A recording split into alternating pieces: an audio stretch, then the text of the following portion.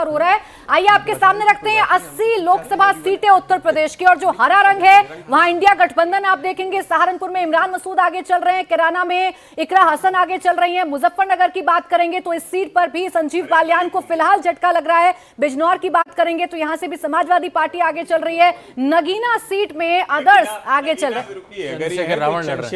चंद्रशेखर, ये भी इंटरेस्टिंग हो गया, रोचक होगा अगर सारे मुसलमान उस तरफ चले गए तभी ये जीत सकते हैं, वरना ये भारतीय जनता पार्टी की सीट है। ओम कुमार यहां से जीत सकते हैं। मुरादाबाद की बात करें, रुचि वीरा यहां से समाजवादी पार्टी की उम्मीदवार हैं, वो आगे चल रही हैं। रामपुर में भी मौलाना साहब को उतारा था, मौलाना नदवी साहब को, वो समाजवादी पार्टी से आगे चल रहे हैं। संभल से शफीकुर रहमान बर्क के पोते को चुनावी मैदान में उतारा गया था, वो भी आगे चल रहे हैं।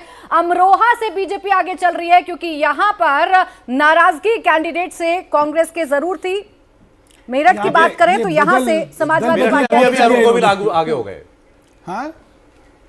और देखिए कैसरगंज पर भी आपको एक बार नजर डालनी होगी। कैसरगंज पर नजर डालेंगे तो यहां से ब्रजभूषण शरण के जो बेटे चुनाव लड़ रहे हैं वो फिलहाल पीछे चलते हुए नजर आ रहे हैं, यानी कि अभी वो पीछे चल रहे हैं। ये पूर्वांचल की कुछ सीटें भी आपके सामने रख रहे हैं, कैसरगंज की भी बात हम आपके सामने रख रहे हैं। और भगवा रंग जिन सीटों पर है वो सीट बीजेपी के कैंडिडेट आगे चल रहे हैं। जहां आप हरा रंग देख रहे हैं वहां पर समाजवादी पार्टी आगे चल रही है, इंडिया गठबंधन आगे चल रहा है। आजमगढ़ में भी देखिए धर्मेंद्र यादव आगे हैं। घोसी की बात करेंगे तो राजीव राय यहां से आगे चल रहे हैं। इसके साथ ही साथ कैसरगंज में देखिए समाजवादी पार्टी आगे चल रही है। आपको बताते हैं बहराइच में भी समाजवादी पार्टी जो है आगे चल रही है। अंबेडकर नगर में भी कुछ इसी तरीके की स्थिति। अयोध्या हाँ भगवा रंग जरूर देख सकते हैं। बाराबंकी माना जा रहा था कि कांग्रेस यहां बड़ी मजबूती के साथ चुनाव लड़ी है, तो शुरुआती रुझान में तो कम से कम कह सकते हैं कि कांग्रेस यहां पर आगे चल रही है। बाराबंकी में सहारनपुर और बाराबंकी कांग्रेस के लिहाज से 2 सीटें हो गई, इमरान मसूद की, और बाराबंकी तनुज पुनिया। ये 2 सीटें हैं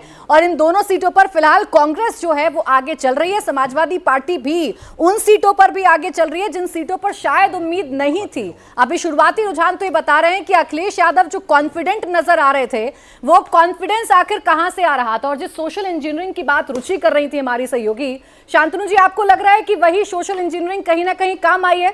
देखिए, अगर ये ट्रेंड साबित होते हैं, मेरे ख्याल से उत्तर प्रदेश सबसे बड़ा एक ट्रेंड से हटकर होगा अगर ये आते हैं। लेकिन मुझे अभी भी बिलीव है, जैसे मैंने कहा कि छोटे मार्जिन से जीतेगी, लेकिन भाजपा इन सीटों को अंत जाता निकालेगी इसमें से बहुत सारी। जैसे मुजफ्फरनगर जैसे मैं देखता हूं तो मुझे लगता है फिर ऐसे ट्रेंड और जगह भी मिल सकते हैं।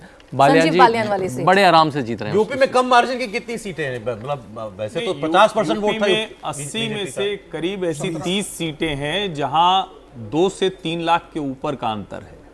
बहुत कम सीटें, मेरे ख्याल से 8 या 10 सीटें हैं जो बहुत कम मार्जिन की हैं। सबसे कम मार्जिन वाली यही ये मछली शहर थी जिसमें 181 मतों से जीते थे, और उसके बावजूद क्यों भारतीय जनता पार्टी ने उनका टिकट फिर से दे दिया, ये बड़ी कमाल की बात है।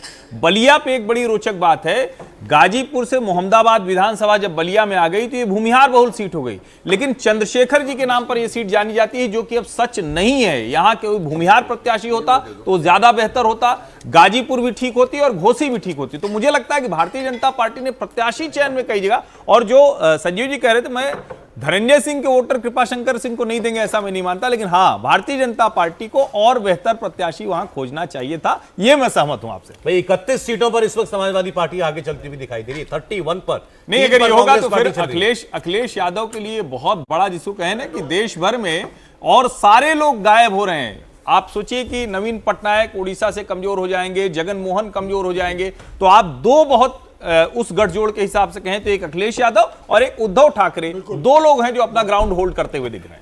कांग्रेस 5 में से 4 सीटों पर कांग्रेस